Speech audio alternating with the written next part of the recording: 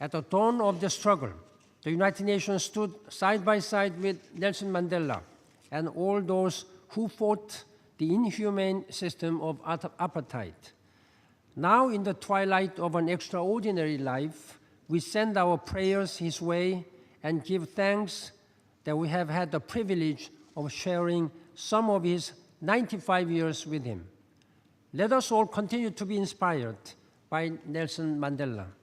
At this moment of reflection on his life and work, let us pledge to live up to his example. What is in his heart still glows in his smile and lights up the room through his eyes.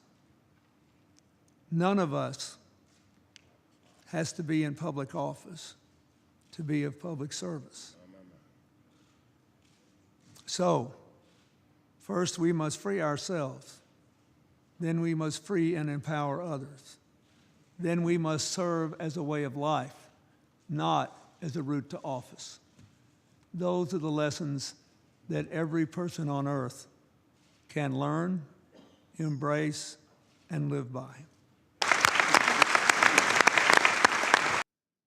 Even now, as Mr. Mandela enters into what will be the evening of his years, the sun soon setting just beyond the reach of his most loftiest achievements, he is again summoning the attention of the world as he beckons us to be mindful of the fragility of life.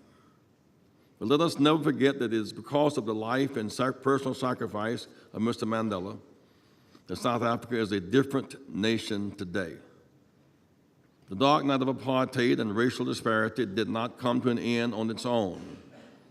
For those of us who have dedicated our lives to the possibility of freedom and equality understand with amazing clarity that social transformation is an intentional act.